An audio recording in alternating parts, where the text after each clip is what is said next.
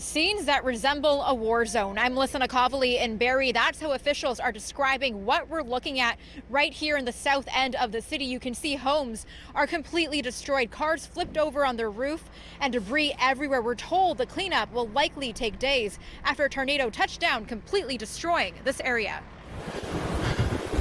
Holy shit, there's a tornado right there. Unbelievable footage of a tornado caught on camera. Oh my God, I've never seen anything like this in my life.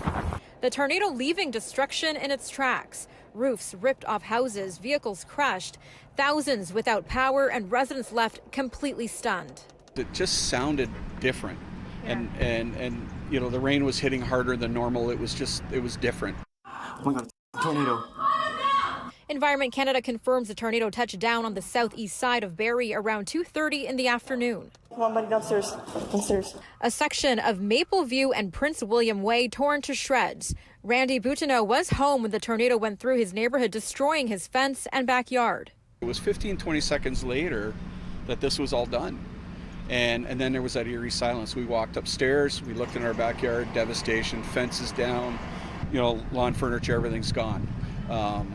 You know, went outside the door, and that's when you walk out. You start seeing everybody come out at the same time. It's almost like an apocalypse. Oh my God, a tornado just hit our house. Adam, the roof is gone. The roof is gone.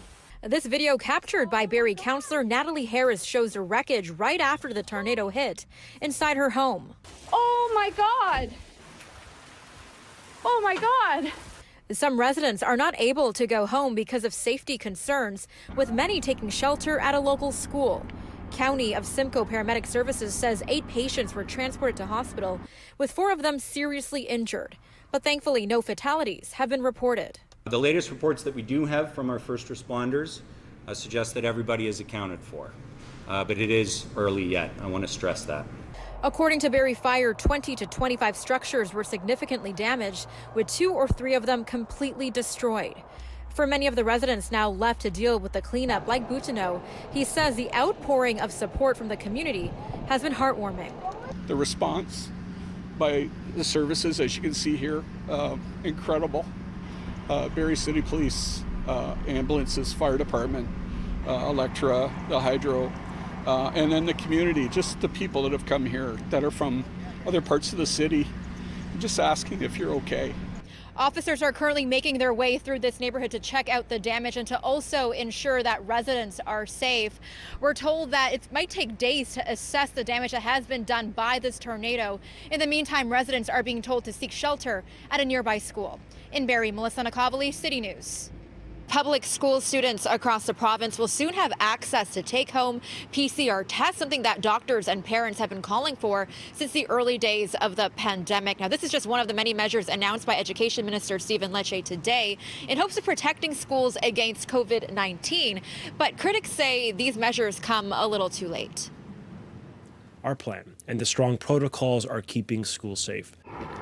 Under the new plan, if a student develops a COVID-19 symptom or is identified as a close contact of a positive case, they will be able to pick up a test at their school and do it at home. There's a great benefit for families to reduce disruption, to reduce wait times to get the result, and it's much more convenient for working parents. PCR tests have been available at schools in Toronto and Ottawa as part of a pilot project, but will now be expanded to the remaining 3,700 publicly funded schools in the province. Parents have the opportunity to go to an assessment center, but I can tell you from a very personal experience as a father, in a recent school event, that a testing kit was sent home to one of the friends of my children, was delivered, and within 18 hours we had a test result.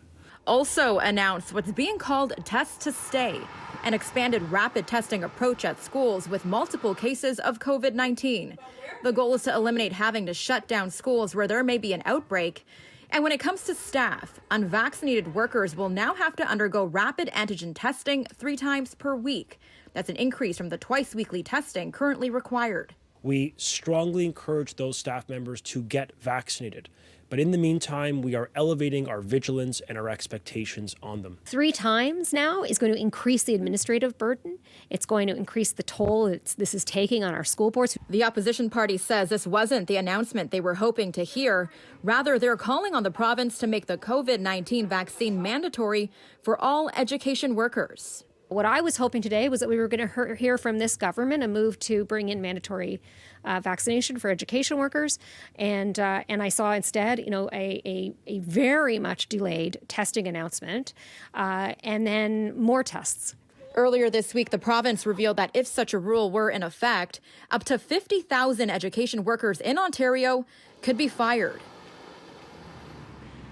Now, more than 85% of education staff are fully vaccinated, while the remaining 15% have stated they are not fully vaccinated, have a medical exemption, or have not disclosed their status at all. Now, these measures will go into effect in schools as of November 15th.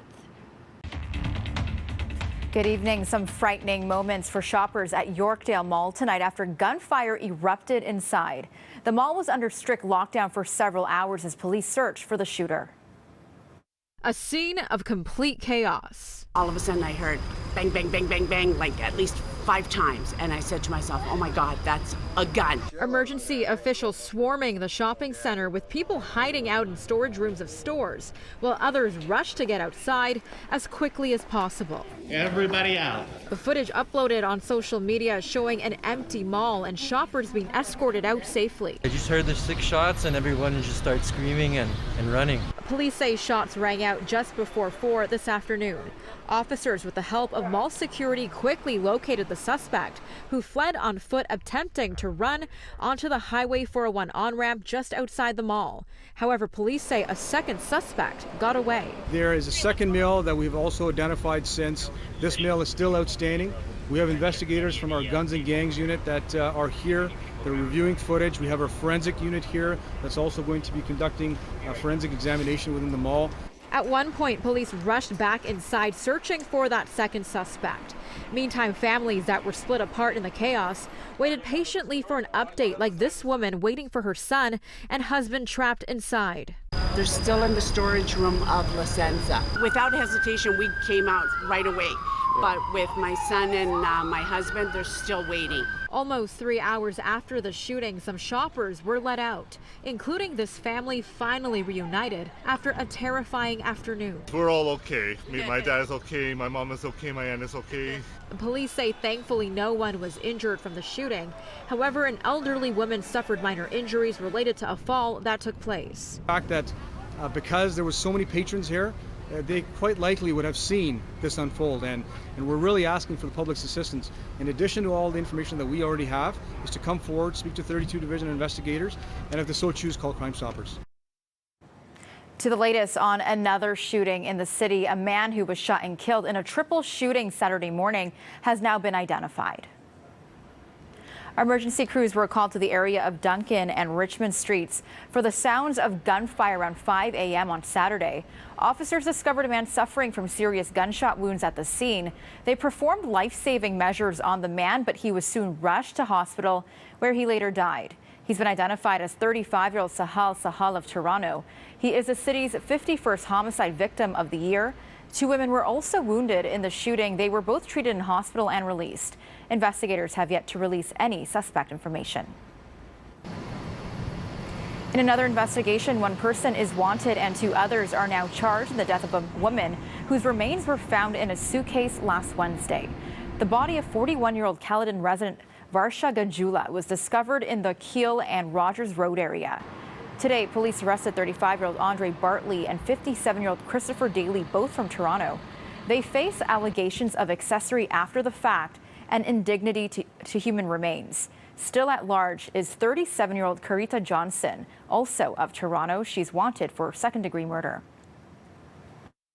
John McCall and his wife Donna were married for 37 years. In early 2020, Donna fell ill. She required liver surgery and wanted her children, who are American citizens, by her side. Through the course of her illness, there were various times, especially in the last 2 days that she was dying, there where, it would have been nice to know that I was making decisions that my children agreed with. You know, when you're asked to take your wife off of life support, it's a family decision. Donna took a turn for the worse and passed away on August 10th, 2020 in Peterborough. But because of the travel restrictions still, her children were not able to cross the border to say their goodbyes. I don't ever want to see this kind of thing happen to another family. It's terrifying. It's just awful. John says he wrote to ministers, appealed to anyone he could to try and get his children to Canada for his wife's final days. Eventually, his children had to apply for Canadian citizenship, something he says he could have done years ago. But it was too late. By the time the paperwork was granted, Donna had already passed away. If you could say anything to people who make these decisions, to the government workers and ministers and officials, what would you want them to know? Talk face to face with the people impacted. That's all.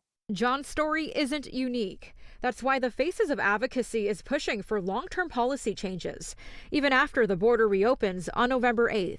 What we're hoping to develop in the long term is Donna's rule. And this would allow that whenever the border has an issue, the safe reunification of families is prioritized. To get there, we'll need a more accountable government, particularly when it comes to the CBSA, the Canadian Border Services Agency, and the IRCC, Immigration, Refugees, and Citizenship of Canada. Dr. Poon also says while travel restrictions easing is good news for those that have been apart, the cost of COVID tests required to cross back over can be very expensive for many families. He's also calling for an ombudsman to oversee border agents, immigration offices, and policymakers and ensure they are being held accountable. I'm not saying every person has to be able to come in, but if you are being denied or if you are not being treated properly when you are following the rules, there must be a way, an ombudsperson, a mediator, some level of accountability to actually advocate for those who are suffering. In short, the Faces of Advocacy should have never needed to exist, as the government already should have been accountable enough to have treated these families well enough to reunite and not leave a dying mother saying goodbye to their children through FaceTime. Would really make me happy and my children happy to know that we made a difference. And I'm determined, very, very determined to make a difference. Good evening. It's a big day for Toronto sports fans. The Blue Jays are back in the city for the first time in 22 months because of the pandemic. Greeting them tonight, 15,000 fans as they took on the Kansas City Royals. We caught up with fans who say they are thrilled to be a part of this historic return. After almost 2 years, I've been waiting 670 days for this. the field is set. Welcome home. Welcome home. The fans in the stands. Go Jays, go! Jays, go! And Jays ready to play ball finally at home. Toronto, here we come. Let's go, let's go. Vamos para la casa, vamos para la casa. I missed it, I missed them coming, and it's nice to have them come back to play. And it lifts my spirits a lot. Crowds lined up with fans dressed in blue, filled with excitement, happy to take in a live sporting event after so many months. It feels great. It's obviously different under the circumstances, but it's nice to have the sense of normalcy to some degree back and to have live sports back in Canada for sure. Up to 15,000 fans, mostly in masks, are allowed at the games, which is about 30% of the stadium's almost 50,000-seater capacity. The Jays were allowed to come back to Toronto after the federal government granted a travel exemption, allowing players to cross the border without any COVID-19 travel restrictions. For fans, it was a glimpse of normalcy they've been waiting so long to experience. To see, great to have the 670 days, great to be back in the stadium. Fantastic. Honest to God, I felt like we never left. I don't know, it's been a while, but it felt great. The dome opened. The Jumbotron. He made the Jumbotron. Just happy to be back. Happy for the city, for the country. So, let's go! And as for the game, the Jays didn't disappoint, beating the Kansas City Royals 6-4. We'll have full game highlights just ahead in sports. Now, it's not just up in the stands that people are buzzing with excitement. The streets around the Rogers Centre are also coming back to life with the Jays' return. Our Adrian Gabriel has that story tonight.